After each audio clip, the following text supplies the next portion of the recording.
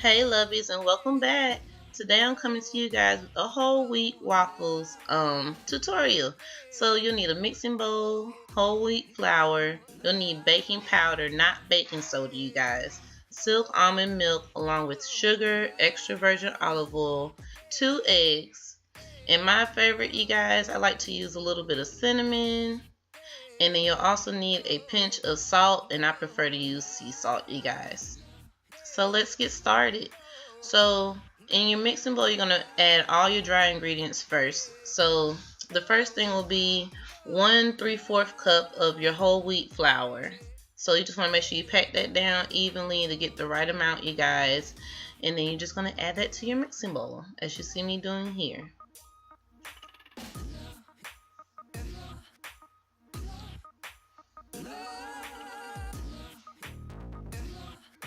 Alright, next moving on to baking powder you guys, not baking soda. I messed up on this one, but you'll need 1 tablespoon of baking powder, not baking soda you guys.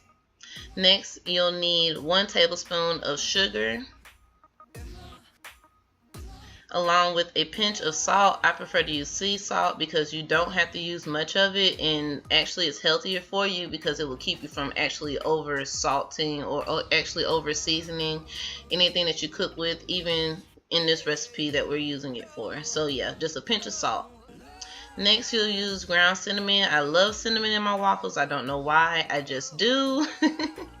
And then you guys are going to mix all your dry ingredients together. So mix, mix, mix, mix, mix, mix, mix.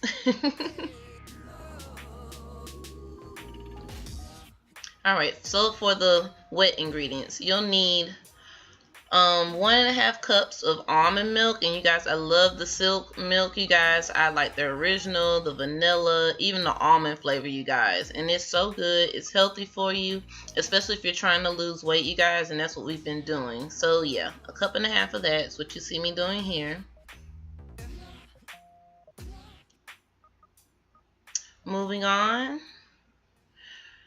to the eggs. So make sure you guys, once you crack your eggs, that you don't get any shells into your batter mixture, because who wants to be crunching on eggshells in a waffle? So yeah, just be careful you guys, and you use the actual whole egg. I know some recipes you actually separate the egg white from the yolk, but it calls for 2 whole eggs. Next, you'll be using extra virgin olive oil, you guys. I love this stuff. We cook with it, we bake with it, we do everything with it. And if you're natural like me, you guys, you can even use it for your hair. So yeah, you guys, I just love olive oil and coconut oil. It's just so good, you guys. And it's just a healthier version. So after you've added all your wet ingredients along with the dry ingredients, you're going to mix that together very well, you guys. You want to make sure you don't have any lumps in there. You just want to make sure you just have a nice smooth batter.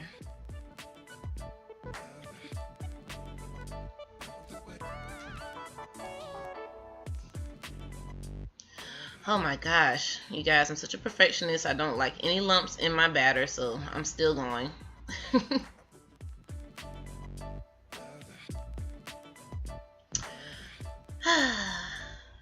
Alright, so now moving on to the griddle iron, you guys. I got this for like $6 a couple years ago at the Goodwill, but it has a blue light and a green light, and we're going to be using the canola oil to spray down our waffle iron, so that way your batter won't stick to it. So once my light turns green, it means it's ready to be used. So as you see, I'm spraying it down very well so that way the waffles won't stick to the iron. And along with our breakfast, you guys, babe made us smoked turkey sausage and vegan cheese eggs, you guys, and it was just so good. Like, you can just use whatever size you would like. So I'm going to use the 1 cup measuring cup to scoop the batter onto the waffle iron, you guys. And I usually start from the center, so that way the batter will, you'll see it as it like spreads out to all the 4 other sections. But I try to make it as even as possible, but everybody's iron is different, so just make sure you follow the manufacturer's instructions, you guys, with your waffle iron.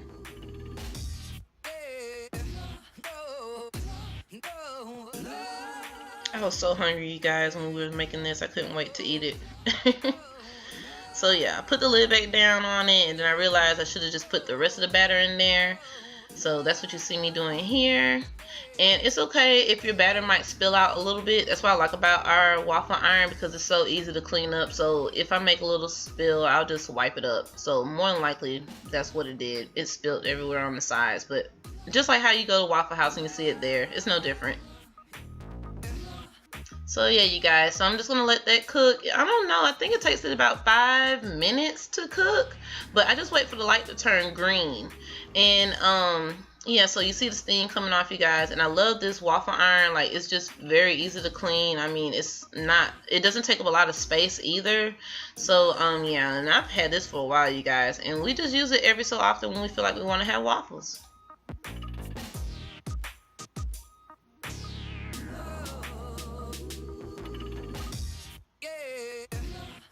Alright, moving on, you guys.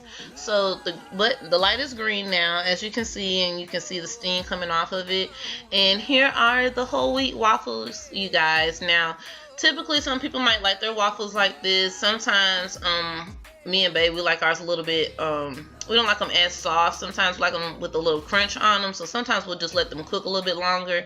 If you feel like you want yours to cook a little bit longer, then do so. Just close the lid back on it and just wait probably like another minute or so.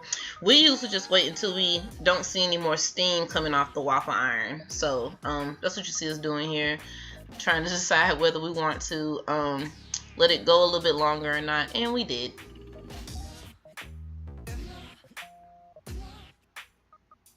Yep, you guys, so now that the waffles are done, I took them off the waffle iron, and we, plated our food and everything like that, you guys, and it looks so good. Like, we use vegan cheese, you guys, that we pick up at Walmart in the produce section, and it is awesome. We've been using it for like the last 3 to 4 months. We haven't used Velveeta cheese in a long time.